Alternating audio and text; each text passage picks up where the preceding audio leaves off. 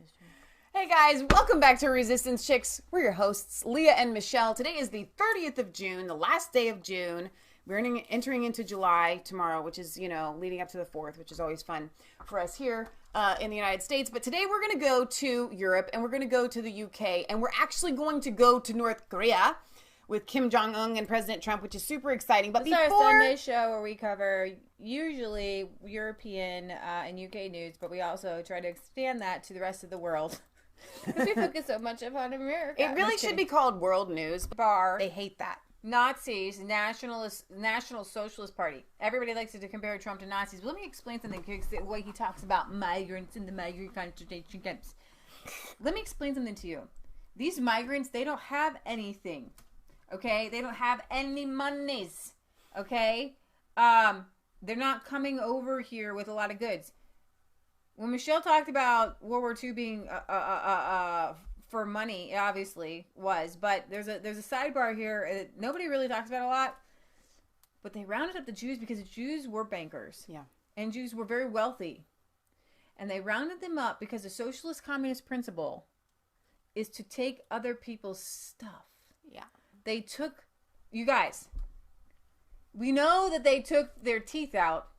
Yeah. And their gold fillings out. Oh my gosh, they did do but that. They were so sick and so greedy that they even took the fillings out of their teeth, little tiny pieces of gold. You know what I'm saying? Like, how much could it have equaled when you take all the gold out of all the Jewish teeth?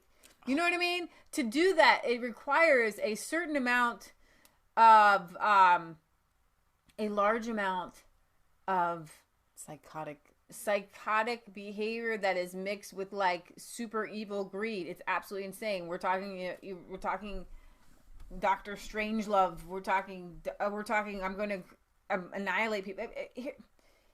The Jewish people had money. Communism, as Bernie Sanders steps on with his revolution, is I want to take money from rich people and give it to other people. Now, we can talk about all day long about how Amazon's bad and how corporations and blah blah blah. We can talk about there needs to be a redistribution and Lynette and not redistribution. I don't think that's the right word. Redistribution is the right word because this is what I want to say. Okay. What has happened is since the Federal Reserve and Lynette and Stephen Molyneux did an interview with Lynette,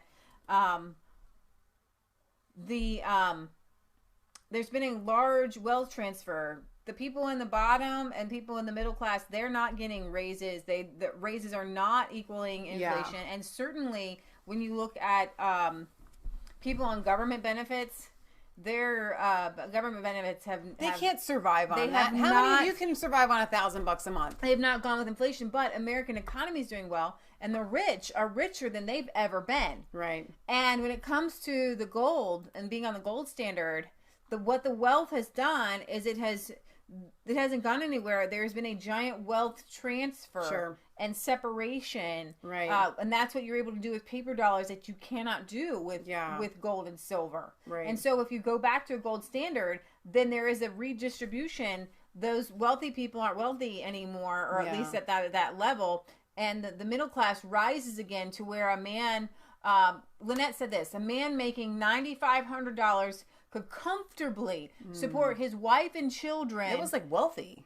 On $9,500 a month. And now... You mean a year. $9,500 a year. And now it takes $9,500 a month. No, it does. Now the average wage, and that was the average wage. Now the average wage is $56,000. And people would say, well, I would much rather have $56,000 than $9,500. But guess what? $9,500 would get you more... Then $56,000 gets you today. So in all of our spare time that we have, which usually is not, we have been watching Little House on the Prairie episodes when we eat dinner, when we have time to do that. And I've noticed, because I didn't grow up watching it, and I love it, but I noticed that in an episode that we watched recently, it was a very big deal for them to save $8 to purchase a heavy cast iron wood stove. And Laura, the little girl, was actually able to sell her horse and get enough money to buy that wood stove for her mom. $8. Do Do you guys understand that after 1913, we have the rich skimming off the top from inflation? They literally, it's like a skimming. They literally skim off the top. Cream and they take the cream, and then you get what's left, and then they do it again. They wait for the cream to rise, That's and then they the do it perfect again, example. and then they do it again, and then they do it again, and you never get any of the cream. Right. But you're still you're the one milking the cow. Right. Okay, and that's what paper dollars allows for, and that's why the rich are so rich. That's why Bezos, that's why there's billionaires when there were no billionaires when I was a kid. Right. Okay, it was a millionaire was a big deal. Yeah. Right? Because what Michelle is saying is that we keep milking the cow, but as they keep skimming off the cream, whereas before with gold and silver, anybody could get their hands on the cream. Mm-hmm. Anybody. Well, and it my grandfather came over here with no money, and he was able to, even in that time frame, in the 40s and 50s, he was able to, because he could gather in money hadn't been diluted yet, then he could begin to start his businesses and start, expanding. But here's the thing, when the more money gets diluted, the rest of us just keep getting stuck lower and lower and lower and lower. Well, and we can have stuff, but stuff does not equal wealth. Yeah. So now we've gotten to the point where there is zero cream left. Yeah. And they are pouring water into the milk and waiting for the milk to rise, and they're taking the milk off the top, and then they're adding more water, and you're just getting the water, and they're taking all the cream and all the milk, and then they're going to hand you a glass of water and say, here's your money. Mm-hmm. No. Where's my... And it started out like this. Here's the thing. And it had value. The only way they can get away with it is they are offering cheap credit and low interest rates. Exactly. Because you don't feel poor when you think to yourself, well, when my car breaks down, at least I have a credit card. Right. Because before... It used to be when your car broke down, or before cars, if something catastrophic happened, you had savings. But now, that savings, we're all told that savings is good.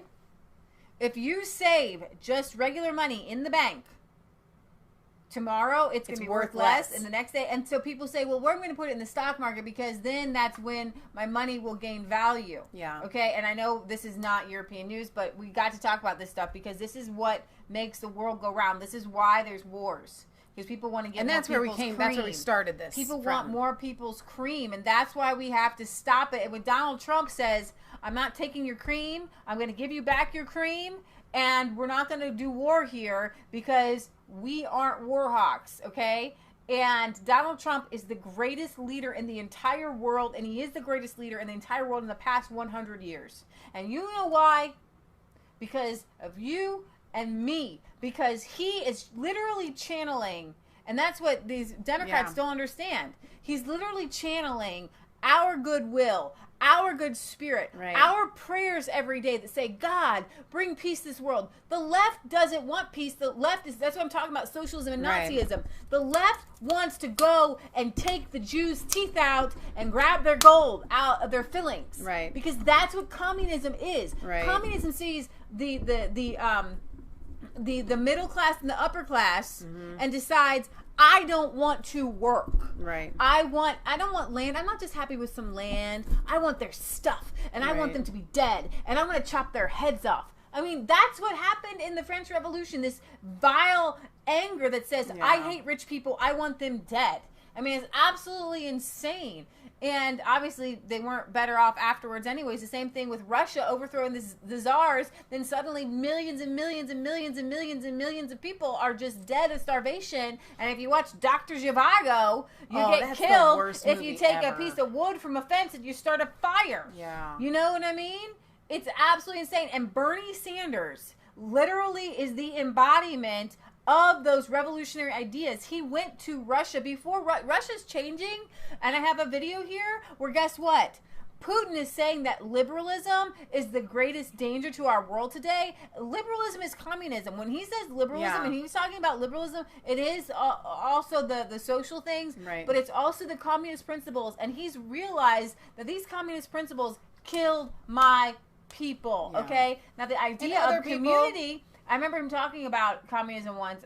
The idea of community and community involvement is actually good. But when it's at the point of the gun, when you're saying, I want all of your stuff, that's what communism is. And they need, it's like, it's a raping and a pillaging. When a pirate goes into a village, you go and take all the stuff, and then the stuff's all gone.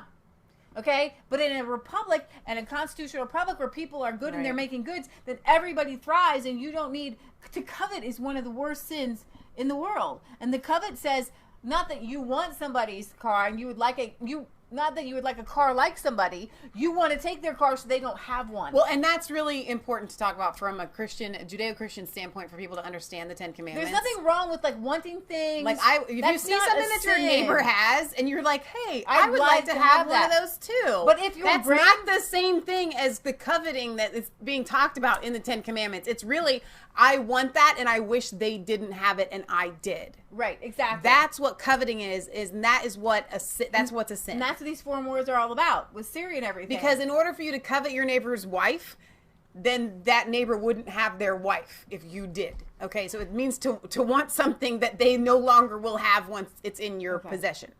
Oh my word. All right, you guys. We will see you back later this week. I'm going to try to do a Bible study. Not sure when, but at some point, Lord willing. So, and don't forget to check out Patriot Gallery's stream from last night, which was really, really good. I actually stayed awake. I was falling asleep, but I stayed awake till the end to listen to it because I was so into it. So I want you to check that out. And thank you, Patriot Gallery, for putting out content when Leah and I can't do it. So, all right. We love you guys.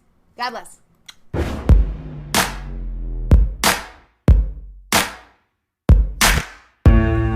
Was called